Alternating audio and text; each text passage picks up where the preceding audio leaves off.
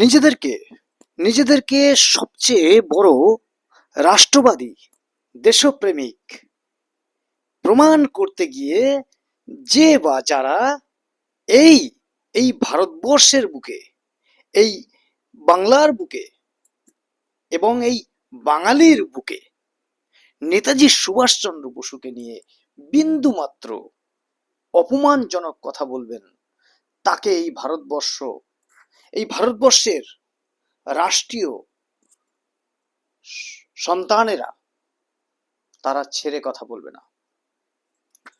নমস্কার, আমি আপনাদের স্নেহের ও ভালোবাসার কবি সুব্রত মিত্র। আজও একটি অত্যন্ত গুরুত্বপূর্ণ বিষয় নিয়ে দু চার কথা বলতে আসলাম। হ্যাঁ,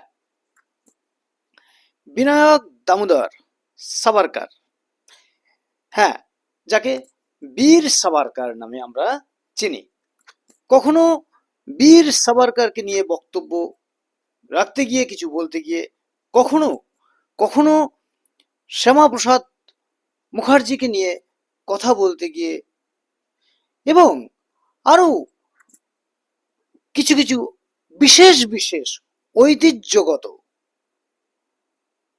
কথাবার্তা বলতে গিয়ে নেতাজি সুভাষচন্দ্র বসুকে মাঝে মধ্যেই অপমানের শিকার হতে হয়, অসম্মানের শিকার হতে হয়।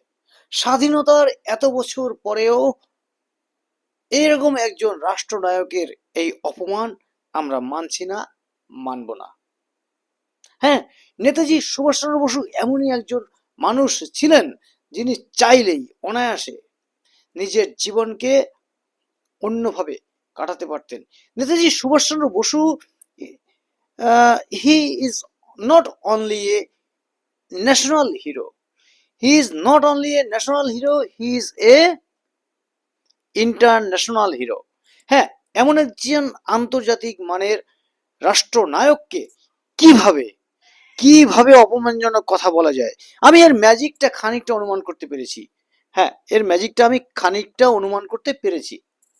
দেখুন, ভারত কেশরী ডক্টর শ্যামাপ্রসাদ মুখোপাধ্যায়ের গুরুত্ব সামনে আনতে গিয়ে আমি যেটুক যা অনুমান করতে পেরেছি, হ্যাঁ, ভারত কেশরী ডক্টর শ্যামাপ্রসাদ মুখোপাধ্যায়কে সামনের সারিতে আনতে গিয়ে, আরো বেশি গুরুত্ব দিতে গিয়ে কোথাও যেন নেতাজি সুভাষচন্দ্র বসুর প্রসঙ্গ টেনে এনে তার সাথে শ্যামাপ্রসাদ মুখার্জির এবং এই যে বীর সাভারকারের সাথে একটা একটা মর্যাদা, উচ্চতা পরিমাপ করার চেষ্টা চলছে। এটাকে আমি সম্পূর্ণরূপে এই পন্থাকে আমি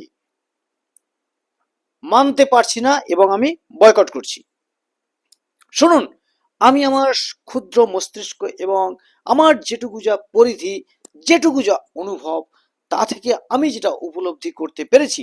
দেখুন, ওই সময় এমন একটি সময় গিয়েছে, তৎকালীন সময়ে ভারতের স্বাধীনতা আন্দোলনে যে সমস্ত বীর সন্তানেরা যুক্ত ছিলেন তারা সকলেই মহান মানসিকতার, হ্যাঁ, তারা সকলেই মহান মানসিকতার মানুষ ছিলেন বলেই ভারতবর্ষের স্বাধীনতার পিছনে তারা এরকম অবদান রাখতে পেরেছেন। আজকের রাজনৈতিক প্রেক্ষাপটে দাঁড়িয়ে স্বাধীনতার এত বছর পরে আমরা এভাবে ক্লাসিফিকেশন করে করে কাউকে ছোট, কাউকে বড় করতে পারি না।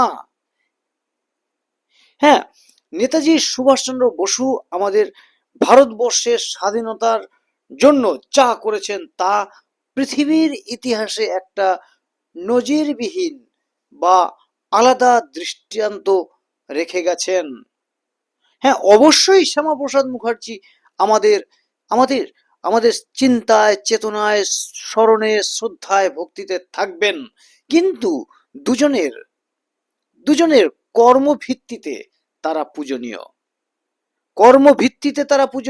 আমরা সঠিক ইতিহাসটা তুলে ধরি এবং সঠিক ইতিহাসটা তুলে ধরতে গিয়ে ভেতরের অনেক জিনিস কসলা-কসলি করে গিয়ে সংস্কৃতির বদলে অপসংস্কৃতি ছড়িয়ে দেয়া, সেটা এবং জনসমক্ষে এভাবে করা, এটা আমার মনে হয় আমাদের আজকের দিনের রাজনৈতিক পরিস্থিতি, সামাজিক পরিস্থিতি, প্রশাসনিক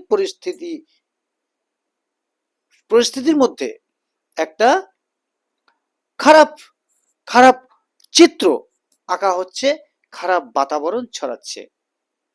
তাই আমি এই পরিপ্রেক্ষিতে বলবো, আমরা প্রকৃতটা জানানোর চেষ্টা করি নতুন প্রজন্মকে, যুব সমাজকে। হ্যাঁ, নেতাজি সুভাষচন্দ্র বসু আমাদের রাষ্ট্রনায়ক, তিনি ছাড়া এত বড় বিপ্লব ঘটিয়ে ভারতবর্ষের স্বাধীনতা আনাটা অসম্ভব ছিল।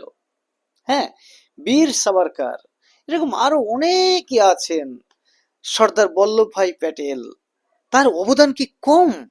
তারও সেগুলো আমাদেরকে পড়তে হবে, জানতে হবে।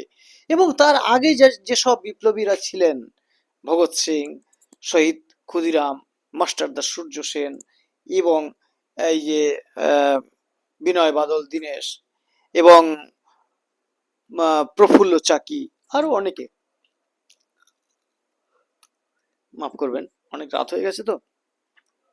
এখন বিষয়টা হচ্ছে, শ্যামাপ্রসাদ মুখার্জি, তার আলাদা পরিচয় রয়েছে। তিনি কিন্তু একেবারে বলতে গেলে নিজস্ব উদ্যোগে, নিজে দায়িত্ব নিয়ে, কঠোর মনোভাবের ভিত্তিতে তিনি আমাদের এই পশ্চিমবঙ্গকে ভারতবর্ষের মধ্যে রেখেছেন। পশ্চিমবঙ্গের হোমল্যান্ডকে হিন্দুস্তানের অংশে রেখেছেন হিন্দুদের রক্ষার কারণে, এবং শান্তি ও সুষ্ঠুভাবে, শান্তি শৃঙ্খলভাবে চেষ্টা করেছেন যে বাংলাদেশকে তার উপযুক্ত পরিবেশ ফিরিয়ে দিয়ে, মাফ করবেন, যে পাকিস্তান এবং পূর্ব পাকিস্তানকে ভাগ ভাগ করে একটা হিন্দুদের জন্য একটা সুষ্ঠু স্বাভাবিক পরিবেশ যাতে বজায় থাকে তার ব্যবস্থা করতে। আর নেতাজি সুভাষচন্দ্র বসু কি করেছেন?